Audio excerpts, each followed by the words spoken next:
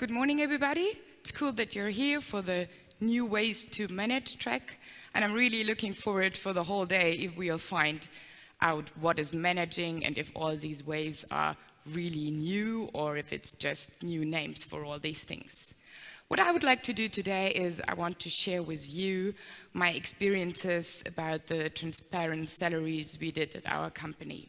And as we are not so many people, I will try to keep the talk short, that we can do part of question and answer session in the end, because there's two reasons for that. One is I always forget a few things to mention, and another point is that very often from the audience, points come that I have never thought about, and it's always a good, it's kind of a good training to do so. So I would like to share my experiences with our transparent salaries. So who shares what? My name is Anna. I'm head of people operations at Giant Swarm. We do containerizing infrastructures for microservices. And we are a startup, so we are 1.5 years old, and we scaled from 7 to 20 people. We are based in Cologne, so being here tomorrow is okay, but on Thursday, Carnival starts, and there's no option to be in Austria at all.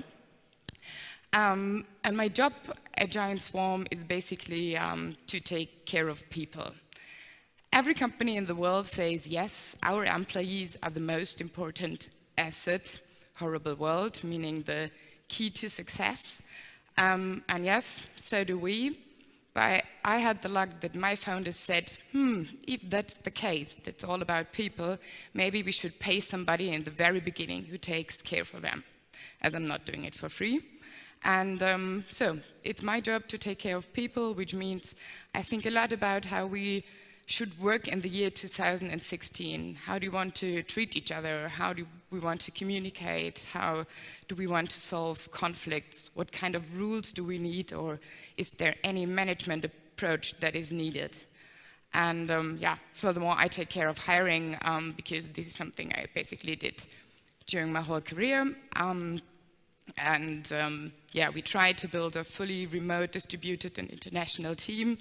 And this is super nice, but it would be a lie if you say, okay, no challenge ahead. And I'm really happy that we're going to have a full talk about the remote work today, because I think this is one of the challenges for new work approach in the future. And yes, I know when I'm going to talk to you, it's the startup thing. We are 20 people, and I know that it's super nice if you can build all these things from scratch. We don't have any political background, and of course we have less rules than many other companies do. This is a super advantage to do some of these fancy things. And another point is, and this is also something that not every company has, we are a lucky crowd of people. So we don't work just for a job. We have thousands and tons of luxury problems. It's about, we all care about this self-fulfilling stuff, and nobody goes to the office, or even if we don't have an office, nobody works just because he needs a job in the end that pays the rent. And we are super aware that this is a really luxury situation and does not count for everybody. And maybe you can just tell me, who's working in a company with more than 100 people? Okay, so, and the 100, I think comes very close to 1,000, or more than 1,000? Yeah, okay, so it's different approaches, we are aware of that, but we know that there are a few things that can be adapted. And another point that's good for you is, many people say, oh yeah, if you do all these nice modern things and copy the fancy Silicon Valley approaches, all problems are gone. Definitely there are not. It's new problems arise because in the end we're humans going to work. I don't care which company it's going to be. So if you would like to have a very short version of my talk, it's 4 points. Yes, we made our salaries transparent, and they weren't transparent in the beginning. Nobody freaked out. It solves many problems, and we had many advantages in many different cases I'm going to mention, but new problems are created, and you can consider them problems and not challenges. And that's what I would like to share in the next minutes with you. First point is, why did we do it? We didn't want to do it just because it's possible. Yes, it's possible in small companies, but there should be a reason behind it. Furthermore, how we did it, because I guess it's not a secret if I tell you that just printing out the list and putting it on the door is not a clever idea. And which is the most important point to my opinion, I would like to talk with you about the lessons learned. We have them for 1.5 years now, and yeah, like I said, we scaled from 7 to 20 people, and we plan to scale even a bit more. But of course, we already did changes. I realized things I would never do again if I would have to do it in another company or in another setting. Yes, and yeah, a few lessons learned, and of course, the next steps, what we want to do with our approach in the future. And very, very short, when I would like to explain you why we did it, I have to jump from the concrete example with the transparent salaries to the meta level. And I will do it really short because I now have to mention the word value, which usually leads to endless discussions where nothing comes out in the end. And I'm not going to overstress it, so I'll make it really short. We have 2 values in the company, and I'm not going to explain why and how we came to this decision. In general, we have trust and transparency. Yeah, these two are of course interdependent, and they count for always everything, but now we have them and you have to deal with them. And for my personal work, my HR approach, I say, okay, these values are here and I have to fill them with life. So every HR work I do, or every organizational stuff about building a company I do, should at least contribute to these 2 values. Because otherwise there are horrible marketing buzzwords if you just put them on websites, and I think you all have come across these value organizational charts where you think, okay, yes, it's nice to trust always everybody and to be always transparent, but what's behind that? And another meta topic is we have one fundamental belief in the company, which I appreciate every hour and every minute I'm working there. Even I go sometimes to the office just to go home in the evening. But we truly believe that only adult people are working in our company, and all adult people know best for themselves what is the best solution for them. It's kind of a mindset. It's not about that one person can't train another person, that's for sure important, but it's about people know best what's best for them. And therefore transparency is something, yes, it's obvious because people make the best decision for themselves and they need to have all information at hand to do these decisions. And this belief is not just because we are nice or we like new approaches in thinking, it's also because we think that, okay, those people who work for us, who get paid, they should do the best decisions, because in the end, that's kind of good for business. I mean, that's no rocket science. And furthermore, we do these things like the transparent salaries and all other approaches that contribute to these values because we believe that those who work in the company want them, and those who we want to hire want them as well. It's kind of stuff that we made good experiences with. So just a few examples for trust. It's you decide wherever you want to work. You just need to have a proper internet connection. That's of course kind of a requirement. But yeah, everybody is allowed to decide where he wants to work. We are remote, so we are living in 10 countries anyhow, but some go to the co-working spaces, some work from home, and me, I'm kind of the conservative person in the company. I really like to go to the office. Same thing with working hours. You're allowed to decide whenever you want to work. Yes, we would never count the hours. We just have a look at the outcome. There's one obligatory meeting you have to attend, and I don't care in which time zone you are. We have kind of a rotating system that everybody has to get up in the middle of the night. but the rest is total, it's pure freedom. Same trust thing is that we don't count the holidays. If you need holidays, take them, go on vacation, because you as the adult person can decide when you need it.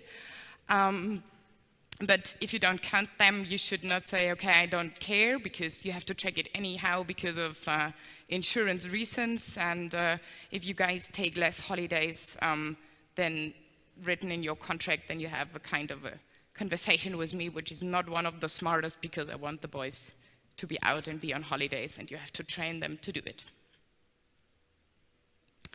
Also, in terms of trust, we have a veto-based recruiting process where everybody is involved, because team members can decide better than managers or those from the HR department with whom to work with, because they know which problems they solve. And I see it as part of my job to provide kind of a framework and all information that they can do good hiring decisions from whom this works.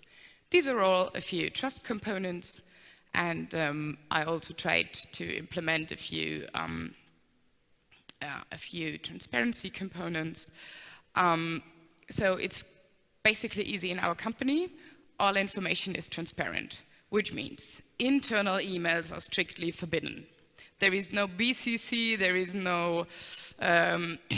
no copy stuff beside the organization of birthday presents. That is kind of an exception.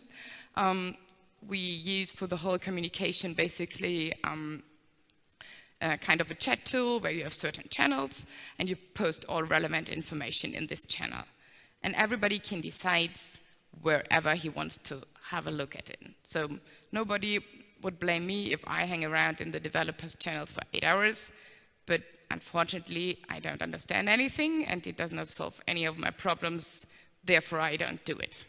And as we grew, we started to need to set rules. There is one channel you have to read every 2 days. But yeah, in general, it's a lot of freedom. And yeah, we found out that this is really good. Furthermore, financials are open, so everybody knows how much money is on the bank account. It's, of course, those who deal more with numbers give updates to the others in an interpreted version, because otherwise it does not make sense just to have the information. You need somebody who talks with you about the information. And these open financial things finally leads us to the salaries. And it's not only the salaries that are transparent in our company on a list somewhere in Google Drive. It's the whole process, basically, which is open. And yes, you could say, okay, if you say all financials are open, then yes, kind of salary are a part of it. So what's it? They are both numbers. And yes, that's right, but there is still a difference, because in Germany, you in general don't talk about your salary. Sometimes even not in the private environment. In some working contracts, it's strictly forbidden that you talk about it. This was my aspect when we started thinking about making the salaries transparent, was, okay, the business numbers are the business numbers, but with your salary, you are affected personally. Me as Anna living in Cologne and having hobbies or whatever, and it's not only me in a business function. And for me, that was kind of a huge difference. So, when we're thinking about making the salaries transparent, basically 4 reasons. One reason is obvious, and I think that you all have a salary at least, hopefully. And you all have made your experiences with the point that salaries are never, ever fully secret. People forgot these papers on their desk. Sometimes the HR department uses a shared printer. People who are happy or are not happy talk about that. People who leave say, oh, I earn now X, which is 25% more than in my former job. Nobody knows if that's true or not, but it's never fully secret and numbers are floating around all the time. And we thought that in an environment where we foster at all point communication, collaboration, it does not make so much sense to keep one thing out, because people think about that fact. And yeah, we truly believe that the high loss in productivity if people in room A think about what people in room B may think, or maybe what they earn. The second reason is that we stated in the very beginning that nobody has ever and will ever create a super fair salary system that is accepted by everyone, and between everybody is happy. I mean, you see that those salaries which are transparent for everybody. You see this huge discussion about those who earn the minimum wage, and you also see it about the discussion about the top manager salary, which are very often open, and you will never find a perfect system. But, and that's the point, you as a company reduce yourself the right in saying, it is like that. I don't know if you've made these experiences when negotiating your salary or a pay rise, and when you were already in a company and you talked about this point, yeah, I think I earn whatever, 10% more because of, and then you give all the reasons, and then the boss said, yes, you're absolutely right, but I can't do it. End of the discussion. And this is something I don't like, and I never liked it because it's not an equal information thing. Sometimes you have to say as a boss, no, pay rise is not possible because, but I think if you as the company restrict yourself in the right to say it is like it is, it's kind of an advantage, and you give your team members the empowerment to talk about these things. Another point is that I truly believe that it raises the responsibility of all team members if they know what they are earning and how the payment scheme of the company is. Example, my colleagues sometimes do my job when they go to conferences, and then they talk about how working is at the company, and they do kind of a bit of hiring and marketing talks, and very often they talk about all those things, and then the candidate with whom they're talking says, okay, and what about earning, and what about the money thing? I mean, I think that I don't know, maybe everybody of us relies somehow on the salary, and then it's always like, yes, maybe you should talk with the founders about these things, maybe yes, later. And now all my colleagues have the possibility really to easily talk about, and I definitely have one who don't want that, and that's also totally all right. So you give more options to colleagues. And another point, which is not egoistic, but I was happy that when they realized the fact that sometimes setting salaries is definitely more an art than a scientific approach. I have two more HR things that I realized that were reasons why in the end I tried to do it. One point is that it's definitely harder to pay people with the same skill set differently. This is something founders whose money it is, in the end, they sometimes tend in this direction. And furthermore, you also reduce the tendency to hire people for the smallest amount of money which is possible. We have this sometimes, especially when hiring junior people. You would like to pay 50,000 in the end, for example, and you have people who would like to have 30,000, and then you start explaining, okay, there is net and brut, and you have to buy a flat, and it's not like in university, and you also have to have these 80,000 people who say, okay, come on, start working for half a year, and then we can negotiate, and we'll still not come to this number. And I really, really realized how nice it is if people with same skill set are paid in the same way. And yeah, that's definitely a reason I really like about salary negotiation now and why I wanted to do it. So finally, we had no reasons why not to do it. And we did it in kind of an easy way. My boss, who's also always really happy about new approaches and to change things, is like he's one of the quick guys. He say, oh, Anna, this is a really nice idea. I read this article about buffer. Let's do that tomorrow. And I was like, yeah, no, relax.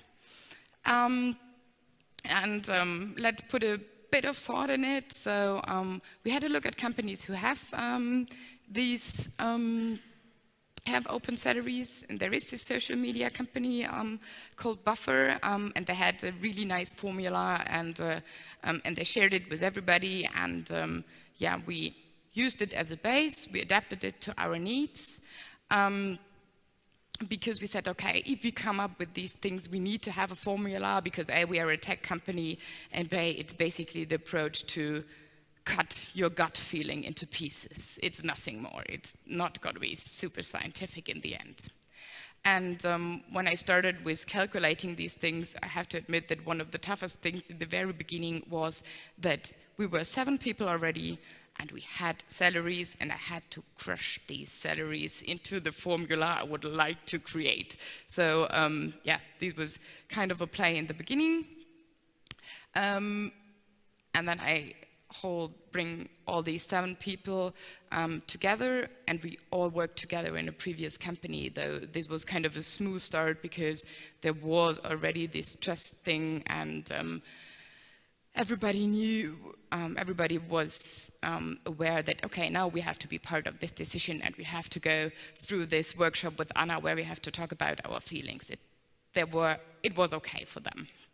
And then we sat together, and I was talking about the why, I think that's good. And I was also talking about my experiences, because when you work in HR, you have salary transparency anyhow, without being the boss or the founder.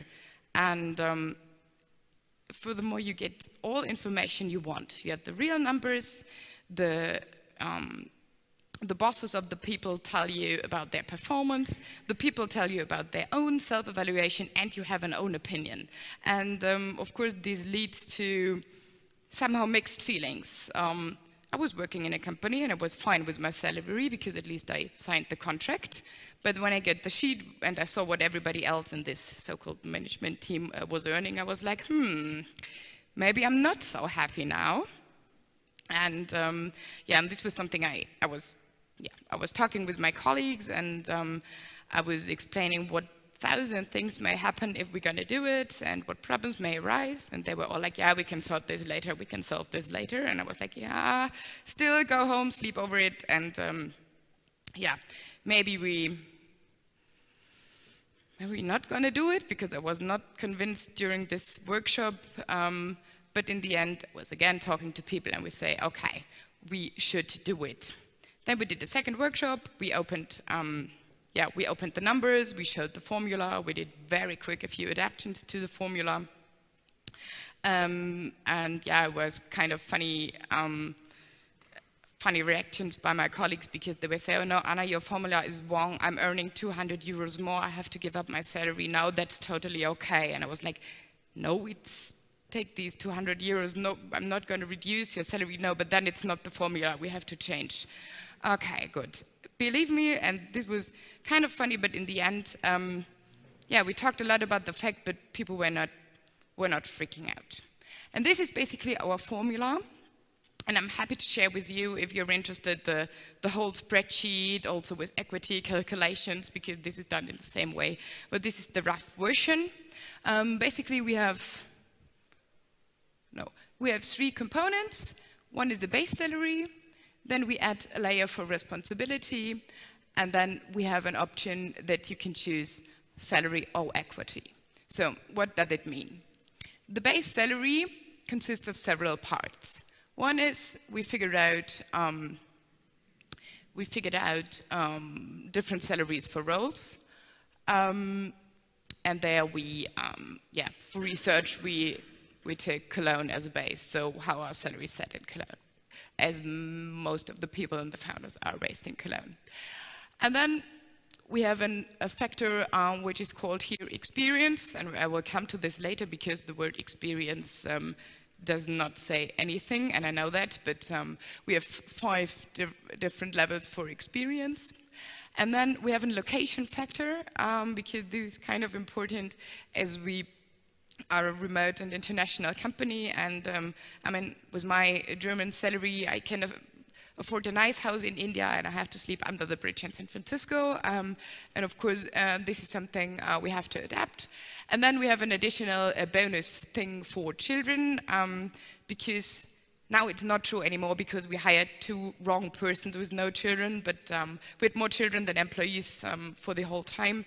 And yeah, we said, okay, in a small amount, it's okay to pay an extra amount for children, but not going to overstress it because it's tough if you as an employee say you foster a certain lifestyle and you have to be careful with these things according to my opinion, but in general we say, okay, there's one absolute amount for children you have.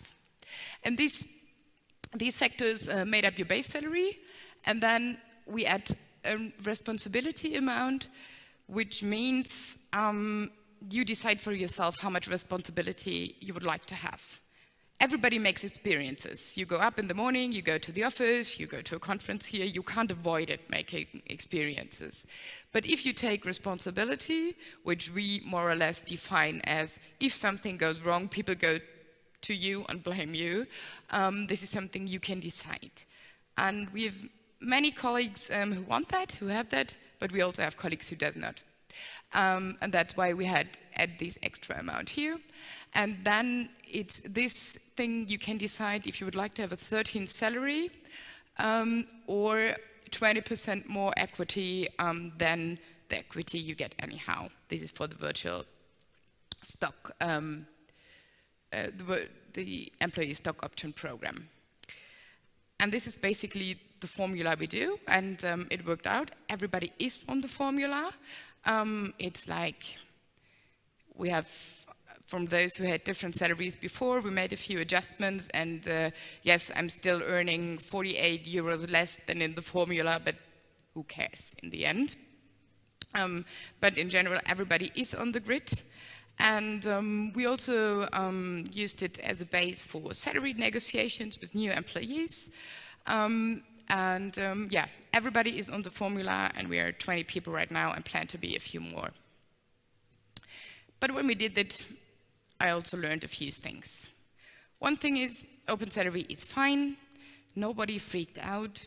If you have a nice working environment where you have a purpose to do something, which is way more important than all this unlimited vacation, the kicker and all this stuff, but you have a purpose to work on, people don't think every second about the money thing.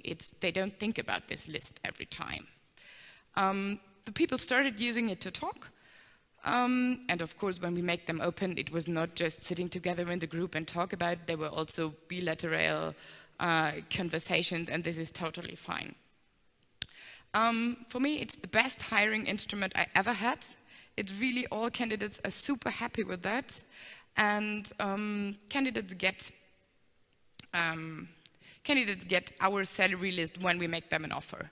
They have the spread in the very beginning, how our salaries are, and when we said, okay, would like to hire you, then they see the list with all our salaries. And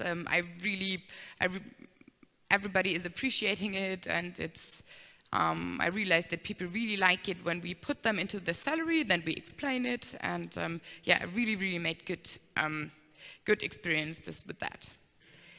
I totally underestimated the ranking part, because in our salary formula, for example, this experience part, there are several steps you can take. And yes, of course, there's always somebody on the lowest point because he's maybe the most junior person.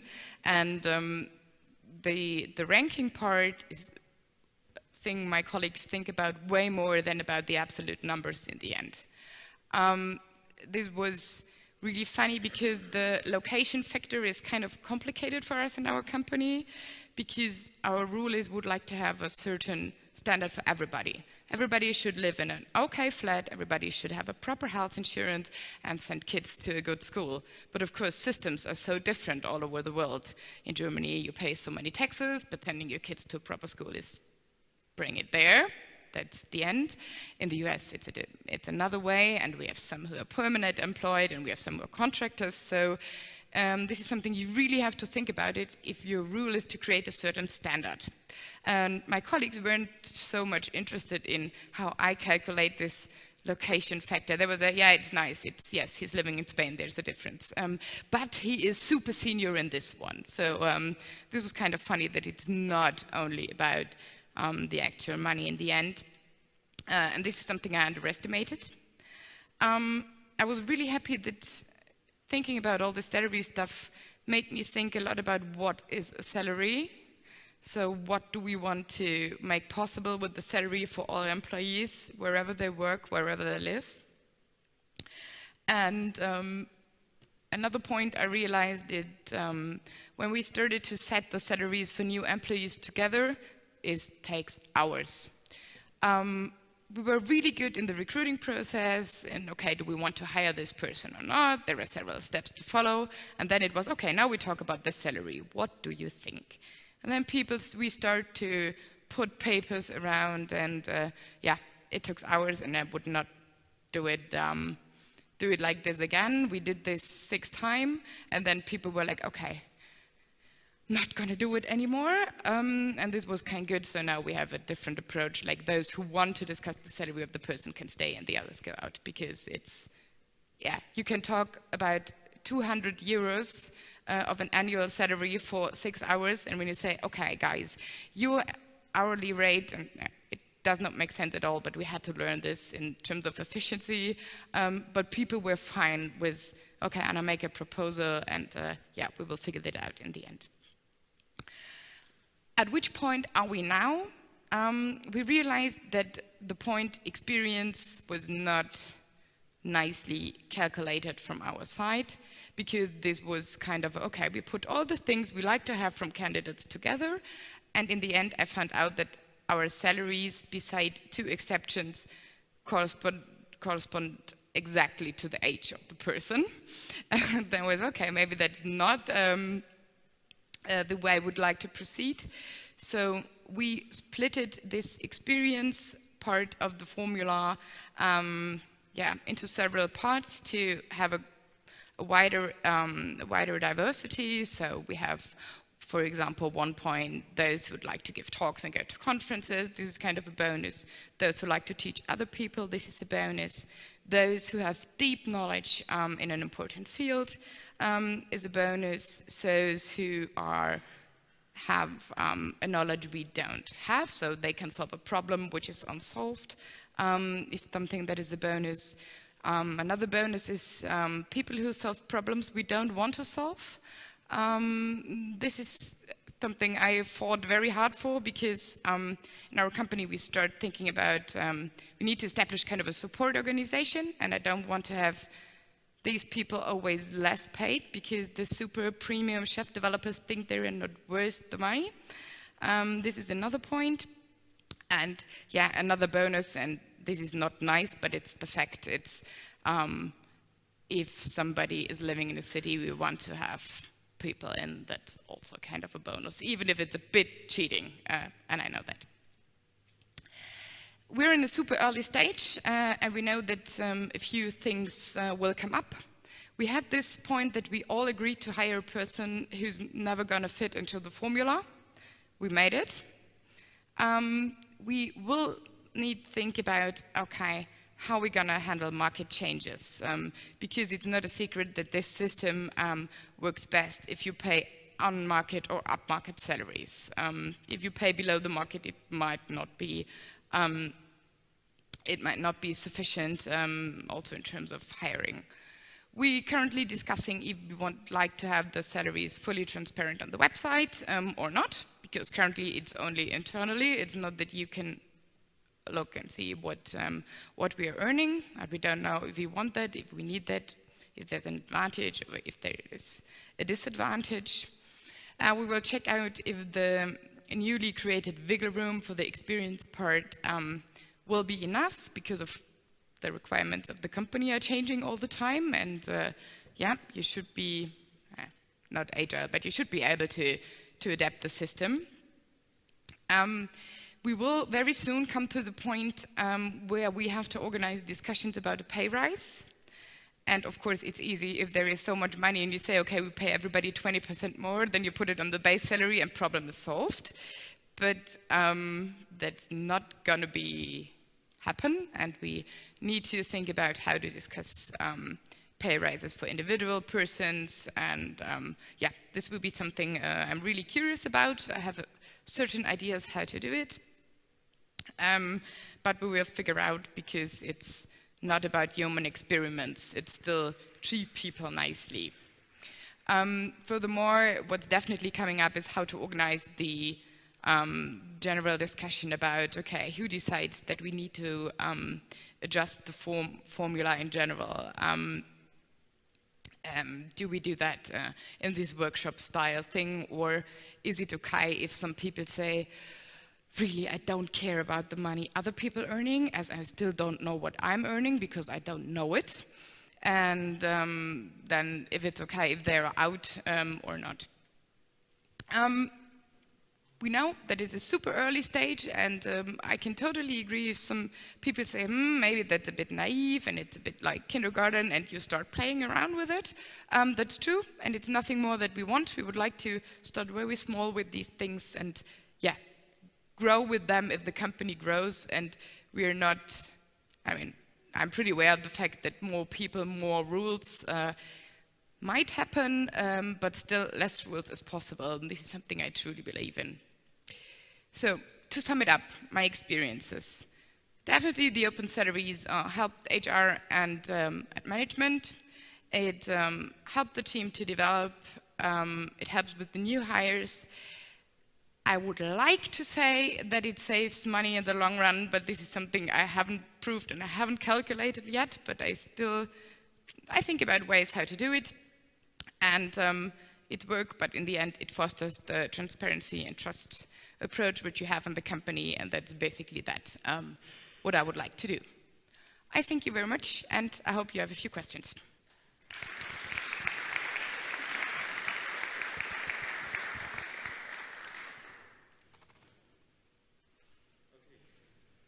Can you hear me? Okay, we have time for some questions, not much, so. Hi, it's Marcus. You talked about that you hired a person that was out of your salary formula. Yes. So I did this transparency talk with my previous boss too, and he said, but at Google they hire people that get 10 times the salary for doing the same job because they are special. Mm-hmm. So what was the reaction, or why did you do it? Why we hired this person? Why did you hire this person and didn't stick to your salary plan?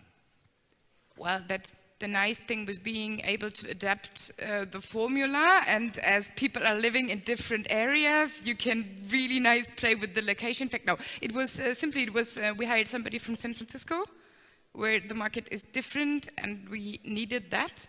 And in our base formula, it wouldn't fit the salary. I mean, it's no. But why we did it? We make it super transparent. What does it bring? If this guy is going to start with us, and the point is, we all have shares in this company, so it's in our interest if the value comes in. But of course, we also talk with the candidate that yes, we can squeeze the formula that you fit in, but it's not the formula, to be honest. And you know that the expectations the team members will have according to you may rise. But this was a really nice discussion. But yes, this person from San Francisco is super senior, and yeah, it was not the unicorn developer sitting next to you, and you have to think, okay, why is he so special and I'm not? This was not the case. Okay, I think we have time for one more question, and one was in the back. Was the first one. But I think Anna is here for the rest of the day, so you can find her in the breaks. So are these salaries somehow in relation to like market average? Because like, for example, when you think about like experience and seniority and stuff, imagine there's probably like a difference in a market average for like designers and developers. So are you making a difference like according to this in your company, or, yes, or not? And how are you like, how do you explain it? Because then you can also say, okay, I don't care about market average, I have the same seniority, I have the same experience as the developer, so why am I earning less? Mm-hmm. To explain it, you have to split it. So we have the base salary. The biggest part of the base salary is the role. And yes, the role is different for those who are, for the ops person and for the designer we hired. I mean, that's just, we pay everybody, we pay on-market salaries, and there everybody is on market salary, but with responsibility and experiences, we don't do any difference in the factor. But yes, still, but we don't have such a huge variety right now, as we are 20 people and we have 2 with non-technical background. One is me, one is one of the founders, and 16 are pure developers. So it's still, we don't have this role thing. But I still believe that the number top developer and the number top secretary should earn 3 times as much as the others coming down. Okay, thank you, Anna. We have a Linzer-Torte for you. I think it doesn't really expire or have a best before date, so you can take it back home. But yeah, it will survive. Dankeschön. Hope you like it.